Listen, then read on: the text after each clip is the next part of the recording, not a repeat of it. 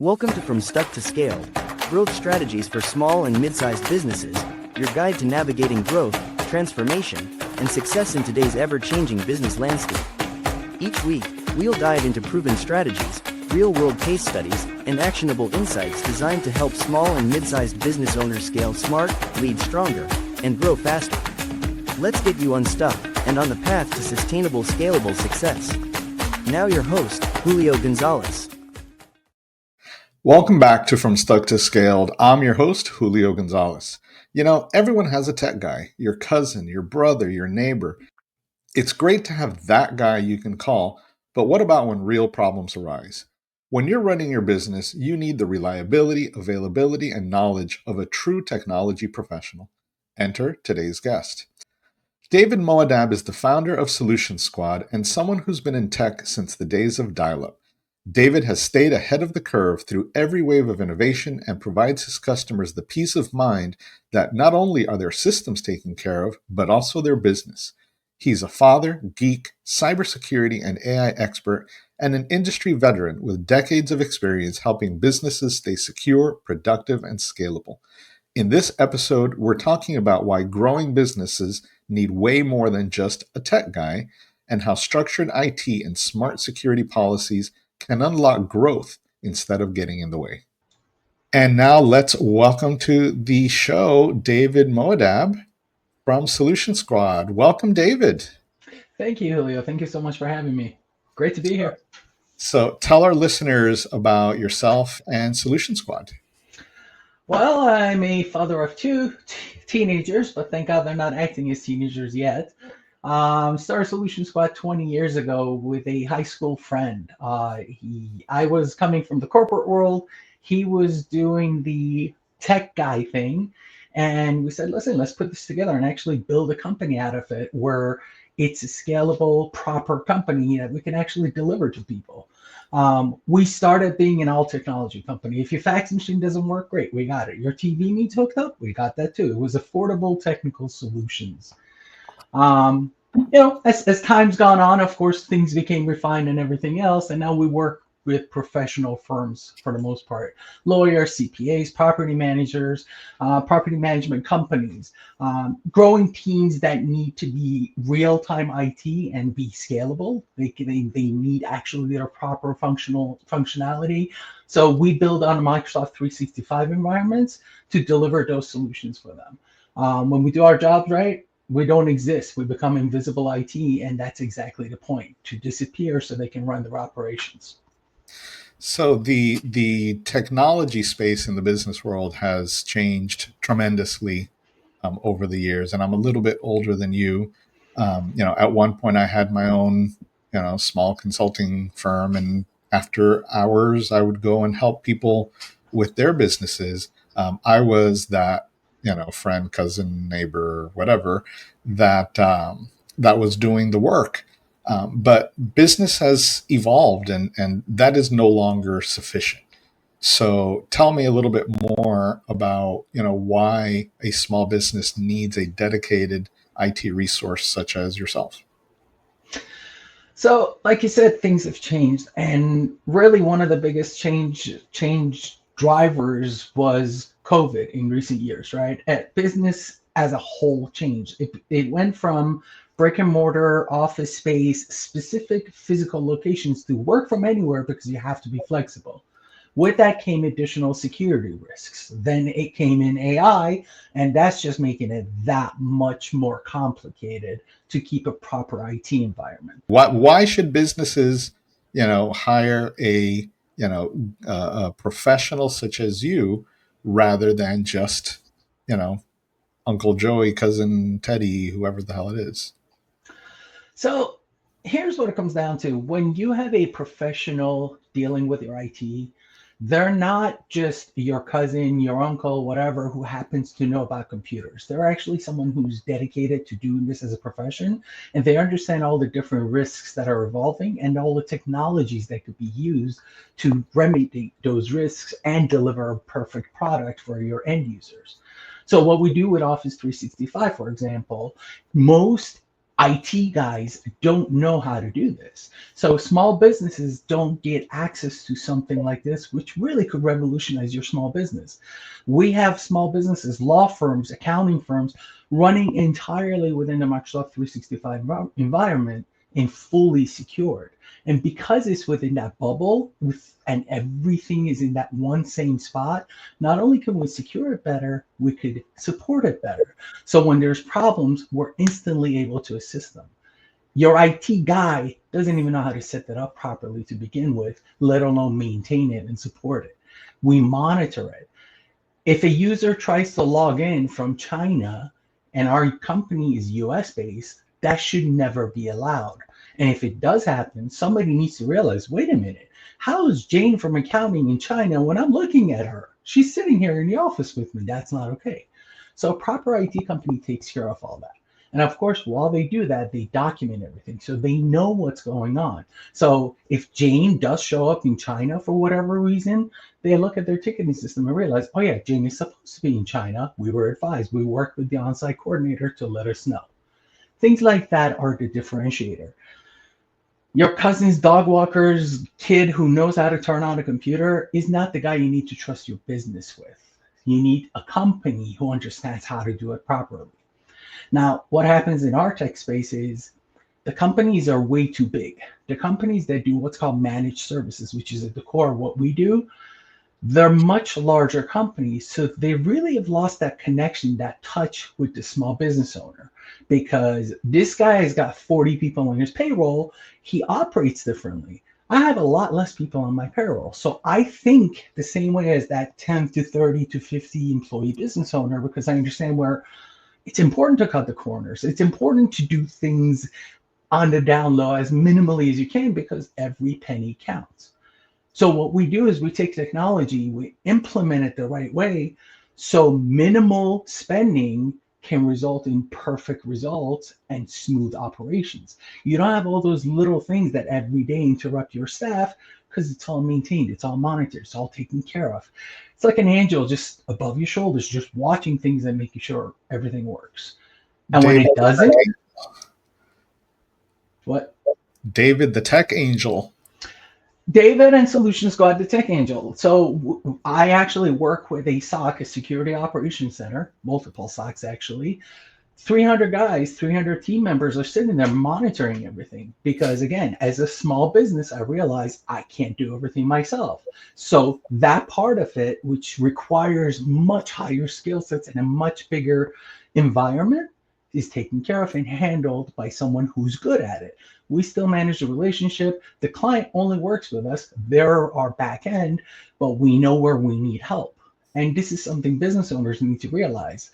When you're doing your own IT, you're just setting yourself up for failure. When a disaster happens and you don't have a disaster recovery plan because you never thought of it, or if your Microsoft 365 or emails get deleted, but you don't have a backup because you didn't think of it, that's where we would have saved the day. And now you're sitting there responding to all your clients as to why they got an email from you and clicked a link and got hacked. Well, that's because you didn't have the right people in charge. So, David, you touched on a SOC and you touched on a business continuity plan, but I'm not big enough to have to worry about security and business continuity. What do you tell customers that tell you that? I'm going to be myself and be very honest right now. The first thing that crosses my mind when I hear that is, why are you in business then? Because if you don't care enough about your own business to realize that you're a target, whether you're a big target or small target, you're a target. And anyone on the dark web now, my 16-year-old can go online and download a virus tool and create malicious things and email you and you get hit. So yes, you hear about the big boys on the news, this insurance agency got hit, that agency got hit. The reality is, because you're small, you're a much better target for a little guy. A little guy that Googles you and finds you as the top property management company in Florida and says, hey, let me go after these guys. That's a 16-year-old sitting in a garage overseas somewhere you can't touch. And they're going to come after your small business because they can't go after the big guys. The big guys have all the fences up. So if you're not doing the right things, you're vulnerable. Now, you're not going to be able to get the same level of security as a bank, but if you do it right, you can protect your business, your small business, the right way. Because those same tools the banks use, if properly implemented in a small business, can deliver the same results at a much lower cost. It's important for small business owners to understand that if hackers are going after individuals, because there's so much income tax filing fraud. So if they're going after individuals, you know, every business has more money, right? More of an attack opportunity than an individual. So how are they not going after a small business? So that head in the sand just doesn't work in today's day and age.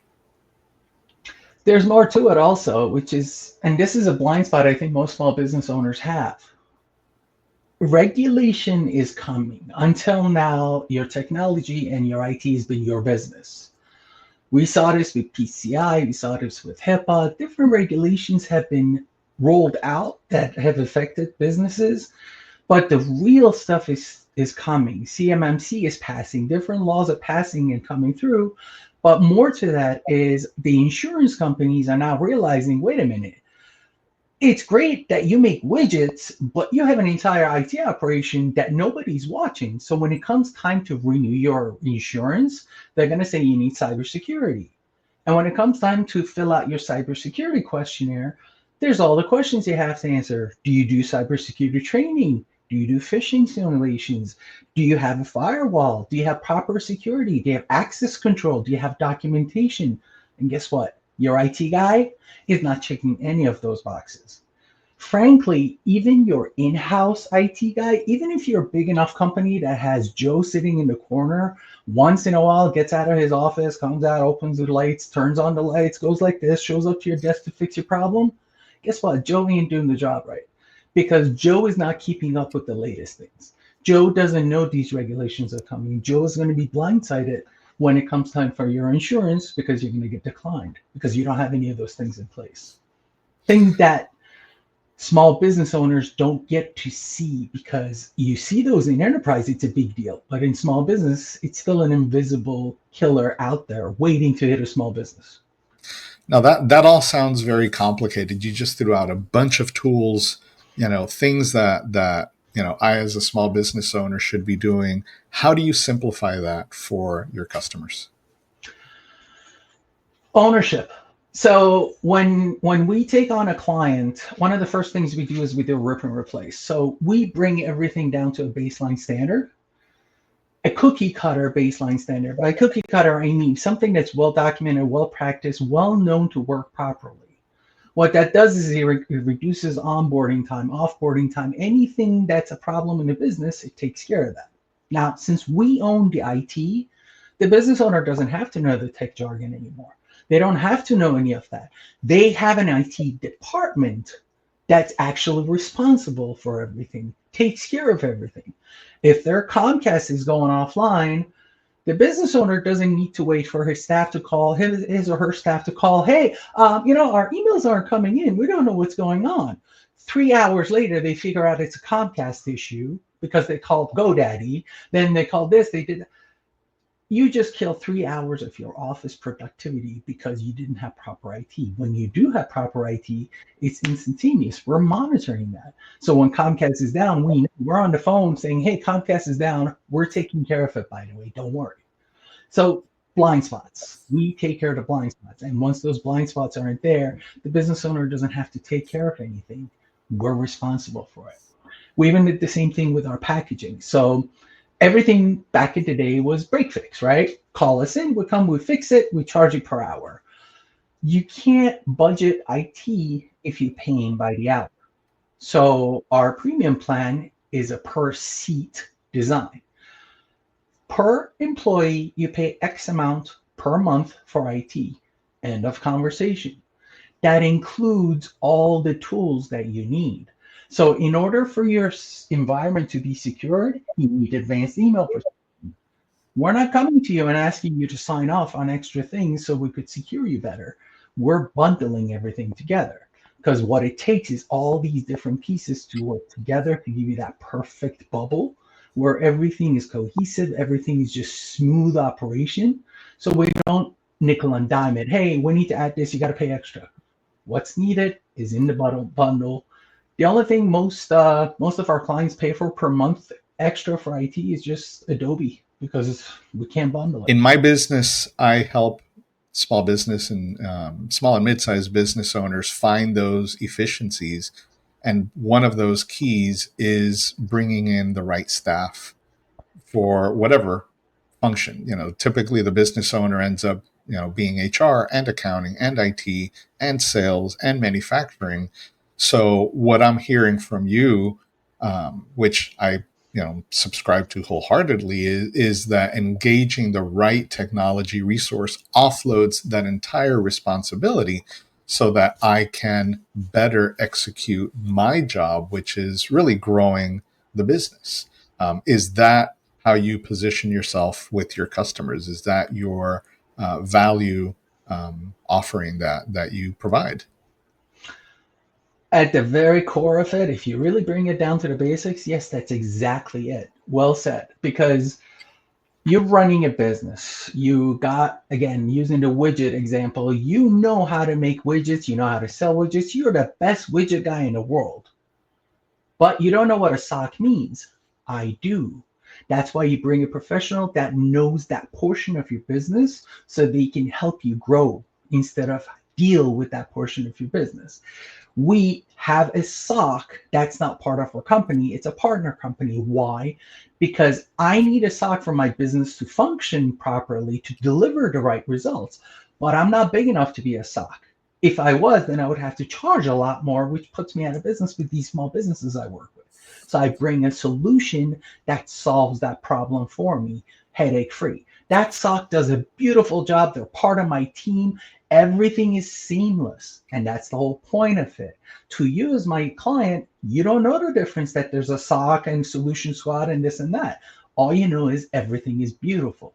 So your guy buying widgets from you gets a perfectly made widget delivered on time with fantastic customer service because you as that business owner put all the tools in place to deliver that to them. You know how to make widgets, but as a smart business owner, you also know who and what companies to put in place within your company to help you with those widgets. And again, that is the key: bringing in those resources. So when I go into an organization, I look at the customer journey, what that leader is doing to operate the business, and a lot of times they're missing staff, and they don't want to bring in the additional staff because of the cost. But by freeing up their efforts, they can bring in the staff that's going to generate the additional revenue to basically pay for themselves. And that key IT resource is critical because every business is a technology business at the end of the day. As much as we want to say that we can run without technology, it's unless it's a lemonade stand. You need some form of technology. At least credit card processing. Even a lemonade stand needs a card reader. So at the end of the day, there's technology involved, there's security involved there. You mentioned a couple of different compliance efforts. Small businesses tend to not focus on compliance, but CMMC, you mentioned PCI. Anyone that takes a credit card has to be PCI compliant. They may not even realize it because it's being handled through their payment processor. Are you seeing your customers now starting to look at any kinds of compliance efforts as these frameworks mature? Not yet, because the frameworks haven't hit the delivery part of it. But again, where we are seeing it is those cyber insurance policies. And I think that's going to be the real stick, I guess you would call it. The delivery stick of all this is you're not going to be able to get insurance unless you're following proper procedures and policies. So either you pay 40 grand for a $2,000 insurance policy because all the boxes were left empty and you're insecure, you just admitted it to yourself, or you do it right and get to check the boxes. And that's how the baseline is going to get set up, I think, is if you're running a business, you need insurance. And if you can't be insured because your IT is messed up, well, you're not really running a business. So kind of starts to balance things out. And you reminded me, I wanted to go back to business continuity. How do your customers handle business continuity? So I like how you said business continuity and not disaster planning, right? Because disaster planning, everybody thinks of is okay. We got hacked somehow, and now we can't get to our emails, and it's a disaster. And can we recover? That's not business continuity. Business continuity, as you said, is a cohesive thing. IT plays into it, but it's an overall thing you need to realize for your business. Glenn Benjamin from Land Infotech has a great line. He goes, if you fail to plan, you plan to fail. So business continuity, yes, you need to make sure your systems are redundant. You need to make sure you have backup internet connectivity in your office, backup power. You need to make sure everything's backed up. You need to make sure Office 365 is backed up. But at the end of the day, you also need to know if there was a global outage tomorrow, if you woke up tomorrow morning and there was no internet, there was no phones, what do you do as an owner, and what is your staff supposed to do?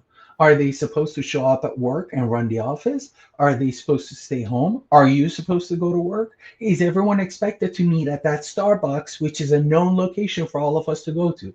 If this happens, if the office no longer exists, where do we go? What do we do? How do we communicate with clients? Do we have our list of clients? Do we ever print that out? Do we need to print that out? Do we know our bank information? If you're in the dark ages, what do you do? That's real business continuity planning, which most companies don't think about. When you have proper IT, that's part of it. Hey guys, this needs updated. Hey guys, the last time we did this was a year ago. That's not okay. It needs to be regular. You need to do it at least every 6 months. Check the list, go through the list. And when it comes to the IT side of it, test it. Delete a backup, delete a file, and make sure you can restore it. Yeah, and I have the business continuity conversation on a regular basis with businesses, and a lot of times I do get, we're too small for a 100-page plan. It doesn't need to be a 100-page plan. It's having all of your information available. And I would argue, as an individual, you need to have a business continuity plan for yourself, for your home. Look at the fires in California. We have block on top of block on top of block of homes that were incinerated. Did those individuals have access to their personal documents, birth certificates? What happened to all of those? Did they know what to do, in case of a fire? Because for them, fires are kind of like hurricanes for us, right? So did they have, fireproof boxes that they can just grab and go? So even as individuals, we need, a disaster plan, a continuity plan. So for small businesses, I often tell them, come up with a one-page list. These are the 10, Absolutely. 15 things that I need. And to your point, some of that is, simply your bank account number. Because if you're calling the bank, they've made it a lot easier, but having, those key pieces of information are absolutely critical. So here's a business continuity plan that most people don't think about. That as a small business owner, I do. And that's the point. I'm a small business owner, so I get it. What is my business continuity plan? Meaning, David drops dead. It happens. People die, right? Okay, what happens to all the clients? There is a plan in place that if David drops dead, everything is documented. Here's the keys to the kingdom. Here's how you get to the keys to the kingdom. Here's who you go to talk to when this happens, because you have to have a business continuity plan. Not just a hurricane. Your entire business has to be able to move forward after you, with or without you. And that's something most business owners don't think about. Small business, you got to think small. What happens if you're not there running it? Can it continue without you? So on the IT side of it, everything is set up to do that because everything is systemized. So I could be removed and somebody else could be standing here following the same documentation. Our onboarding is 85 pages for Microsoft 365. There's a document that I myself follow when we do our onboarding, 85 pages. I get hit by a car, the next person can do it. Is your business set up to do the same? That's a business continuity thought every business owner needs to have, as dark as it is. And it's funny that you say, as dark as it is. I've been responsible for business continuity for many, many years, including, large, Fortune 1000 companies. And I've often been told, you're so negative. It's not a matter of being negative. It's understanding what all of the risks are. I worked for a transportation company, and one day one of the field offices, kind of fell off the network, and it turned out there had been a car accident. Somebody hit a light post. The light post came down. There was a fire. So this whole chain of events, you don't plan for cars hitting light poles, and losing power. You plan for losing power because you never know when you can lose power. So having an idea of what those things are that can impact your business is critical. And what do you need in those situations? Because hey, if the power's out for a couple of hours, we may turn off the lights or shut the doors and go home.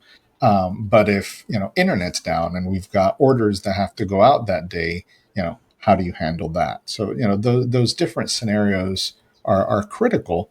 And having a true technology partner is a huge step for a strong business continuity plan. And what you said is a good example to get right. When you have the proper IT partner, you'll have a policy in place already as to what happens when power goes out in the office. For the first 2 hours, it's okay, sit there, work off of your cell phone because you have access to everything securely. After 2 hours, take your laptop and go home and work from home because again, you have access to everything securely. So now your office, instead of, oh, power is out, we're just going to sit here and do nothing and go on Facebook, has a policy to follow, procedure to follow with continuous IT in operation. I don't care where they are. As long as their device has internet access, we're monitoring everything. We're seeing every heartbeat that goes on with that thing. We're monitoring their cloud when they're offline, and we're monitoring their devices when they're online. So when that power outage hits, we know, okay, fine, power is out because everything turned red at that site. We call, hey, you guys without power, great. Are you executing your policy? Beautiful. So in 2 hours, you guys are going to leave the office if it's still out. Otherwise, it comes back online. You do your thing. Have a nice day. Proper procedure in place. It's proactive instead of reactive. There's a fire. Oh no. Oh look, there's a fire. Psh, put it out. Done. Can we talk about the latest 4-letter word? AI. It's a great thing, and it's a huge monster, and it's a disaster. Tell us about that. What are you seeing in your customer base? What I'm seeing in the customer base is people are getting online with AI, right? So I'm using ChatGPT. We found this tool. We found that tool. We're signing an agreement with this company who's going to take all our documents and scan it and digitize it and AI it. Again, this is where we shine because this is why it's important to have the right IT company working with you. That conversation goes from great, you found this new shiny tool to how are you protecting yourself from it? There's multiple facets to how AI is changing IT. First one is security. So average Joe hacker, the little 16-year-old kid in whatever place, can now ask GPT to help them write a nicely written email. So the days of look for misspellings and improper grammar and the English doesn't make sense is out the window. So now the end user is dealing with a whole different level of incoming, which means we're dealing with a whole different level of incoming. Of course, to us, the flip side of that is true, which means we could use AI to help us battle it as well. So two sides to the AI when it hits the IT side of it. When it comes to the business and the data protection side of it, it's the wild, wild west. It's like the .com era where everything was whatever, sure, do whatever you feel like, and then all of a sudden came all the regulations. Right now, anybody's putting anything out there. Right now, business owners are like, yeah, sure, you got GPT, go use it. No one's wiser of, hey, if you're using GPT, are you paying for it, which gives you the checkbox of don't use my data? Or are you taking your boss's entire vacation plan and putting it into GPT, which can now go public, which means now somebody can track your boss and try to hack you guys to say while he's out of town because now they know his schedule. Crazy, crazy stuff that people don't think about. So the access control portion of that is where AI, I think, is a big problem right now. Most companies are not aware that, hey, if you're putting your data out there, you need to govern your data. This company I told you about that they said they're going to work with a partner company to manage their data. The blind spot was, wait a minute, who has access to this data now? And who's backing it up? Who's protecting it? They couldn't come up with the answer. The company that was pitching them didn't have the answers for those. And this was an enterprise level company. Questions that small business owners don't think to ask is where we come in. And that's why, AI just makes it that much more complicated. But again, AI is great because you could utilize it to deliver better things. And what about AI taking, jobs from small businesses? Critical thinking. You're not going to replace that. I'm sorry. Yes, AI is going to. Okay. So AI probably took the job of my marketing person. Great. But at the same time, now I need someone who knows AI to come and do that job for me. So I created another job, which is the AI prompt writer, which replaced the marketing person. So yeah, things come and go, but at the end of the day, AI is not replacing your average job. AI, you still need humans to think. Yeah, it's an evolution, and that's what a lot of folks don't understand. It's not, AI is here and just pick up and replace, but the people who know how to use AI are the ones that are going to stick around. So learning how to use Chat GPT, how to use Copilot, how to use Gemini, all of the tools that are out there, and maximizing that benefit. I mentioned earlier about hiring a strong technology partner to free up that resource. I Absolutely. just did a presentation yesterday using Gamma, and it was all my content, but I didn't have to worry about formatting. I plugged in an outline into Gamma, and it gave me a 10-page presentation that I just had to fine tune. So it's saving me a tremendous amount of time, and that to me is where the value of AI is, especially to small business. I got to tell you, AI right now is, I think, what e-commerce was at the beginning, right? Everybody said e-commerce is going to kill retail, it's going to destroy retail. Yes, it did in a way, but it also created the likes of Amazon and Zappos and all those other places that are online only. So the shoe store said, "Oh man, I don't need an e-commerce place. Who's going to buy shoes online? Well, go look at Zappos now, right? Amazon bought them out. Great, they're billionaires now because they adapted. They used the technology that was coming to their benefit. They didn't go and hide in the corner in the back room. Oh my God, my retail days are ending. No, they adapted. They used technology to help scale and grow their business and let the word down. We're at the same thing with technology and AI right now. It's you could put it to good use, or you could say, "Oh my God, it's coming from my job," and you could become obsolete like Blockbuster. And how are you seeing AI evolve technology? I know there's been a huge shift in the security space around AI. What else have you seen? Things that you can leverage, in the support of your businesses, of your customers. Security is really the key of it because again, our focus is security. The number one thing, any decision that I make that affects our clients, it's security first and then everything else. So the biggest shift I see is in the security space and how people are protected. Something as simple as, we were talking about doing phishing training and security awareness training. AI has come into that now. I was actually checking out a product yesterday where it learns about your company.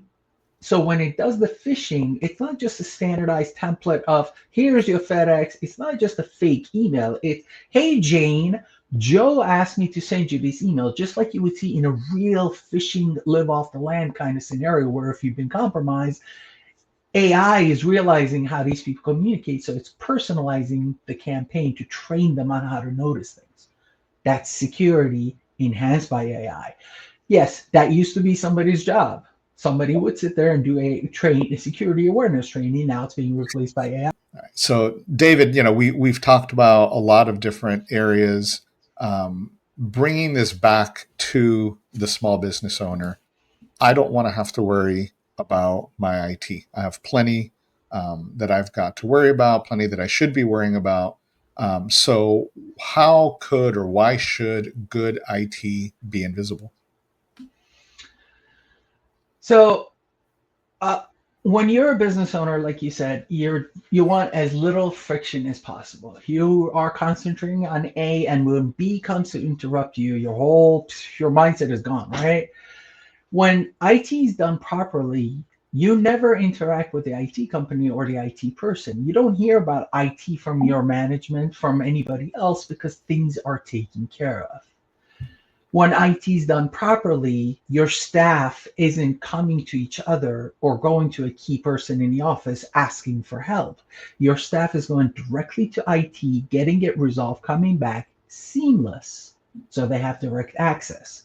Not only do they have direct access, but they feel comfortable asking IT questions. We do all the protection and the training and everything else, right? But at the end of the day, an email comes in that a user isn't sure whether they should click on this or not. When you have proper IT, your user will immediately forward it to your IT department. Within 15 minutes, they'll have a response of, no, it's okay, you could click on it, or beautiful catch, good job. Yes, this is why it was wrong. Key differentiator there with that email was you just weren't possible compromise to your staff trusting your IT and your IT being English speaking friendly people, not tech jargon, not, oh, according to statistics, you should have clicked on. No, listen, you see how it's misspelled here? That was a key indicator. You see how you put your mouse over this? Good job. You did what you were supposed to do. You caught it. That makes seamless IT. And when it's seamless IT, you, the business owner who was sitting on a beach or in a business meeting, didn't have to get a phone call that Jane clicked, and now we sent 10,000 emails to our entire client base asking for their updated banking information. Seamless, invisible IT. It's funny. I think I was calling her to say happy birthday. I spoke with one of the business owners that we support, and I was like, yeah, I know it's been 6 months since you spoke, but that's kind of the point. And she goes, exactly right. And that was it. Because other than when you're saying hi, bye, other than when if we're doing our reviews of their security policies and stuff, depending on their business needs, I'm invisible. And that's the point. Run your business instead of being the IT guy, instead of being the guy that's sitting there on weekends running antivirus, thinking you know what you're doing. You don't know what you're doing. And for God's sake, stop spending money on break fix. So I'll share this with you. I had a very perplexing referral a couple of weeks ago. Love is gentleman runs a safe business, physical safe, got compromised. So I get on the call with this gentleman, and he explains to me that his IT company was using a remote tool called TeamViewer, and they were using the free version of it, which is known to vulnerabilities and getting hacked. So this gentleman gets hacked. His work computer gets hacked. They get in. They do all sorts of bad stuff. We start talking about his existing IT company. One guy charging a 7-person operation $4,000 a month, which is an astronomical number. And when we got into it, turns out the guy wasn't doing anything for them. Wasn't monitoring, wasn't maintaining, wasn't doing anything. The only thing he was doing was causing more problems. So they would call him so he could charge them more and more. A 7-computer business, $4,000 a month. That's absolutely ridiculous. Yeah, that's But crazy. that's DIY IT. That's when you do it yourself IT. And what led to the compromise? The guy charging $4,000 a month was too cheap to use a proper tool. Didn't even know how to use it. So they got compromised. So now this business owner's reputation is shot. He's sitting there trying to figure out what to do, and he's getting ripped off. Don't do DIY, do it right. Otherwise, you be the next guy. And I'm glad you mentioned reputation because we haven't really talked about it. But today the biggest risk in anything that a business does in not paying attention to their security is the reputational risk. So if there's one message that we need to drive home, it's protect your brand.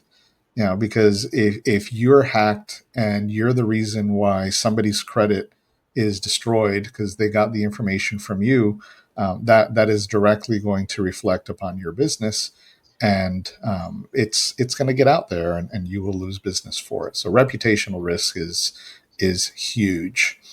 So, David, no one leaves the podcast without providing a couple of actionable tips to our listeners. So, what can you recommend to our small and mid-sized business owner listeners? So I thought about this as to what to share, technical, non-technical, and really I'm going to share what I see mostly when we walk in and do site assessments. What's mostly missing, the key things that business owners miss. The first one, multi-factor authentication. For goodness sake, it's free. You don't have to pay extra for it. Enable it on everything. If you log into your bank account and it doesn't send you a message saying, is this really you? Here's a code to put it in. You're doing it wrong. Office 365 multi-factor authentication. A lot of small businesses get Microsoft 365 through GoDaddy. So GoDaddy by default says you have to enable multi-factor authentication on your GoDaddy account. So their Microsoft 365 admin has no multi-factor enabled because they think because the GoDaddy has it, it's all good. So make sure it's enabled everywhere.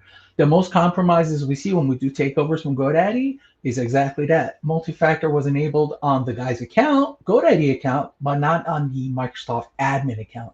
They went in, took over. Ugly stuff happens from there. Speaking of that, make sure you know who has access to what. The part-timer that you hired 2 years ago because she was helping you with some bookkeeping stuff because your accountant's dog walker's cousin knew her still has access to your stuff because nobody's in charge of removing it. So yes, you called your IT guy. Hey, we need so-and-so to connect. Okay, great, it's on. But because he's so-and-so, they're your IT guy, not your provider. They didn't know to come back in 30 days and say, hey, policy is this can't be active more than 30 days. We need to remove this access now. They're gone. So make sure somebody knows who has access to what. And most important, document everything. Because if you get hit by a truck or if your IT guy disappears on you, wins the lottery, retires, what are you going to do? If you don't know who's got your domain name, what software you're using, if you don't know any of that, what are you going to do? And the most important that everybody misses, back up your data. Backup has evolved. Backup is no longer, hey, I have a disk, I put it in, I copy everything to it. When is the last time you backed up your emails?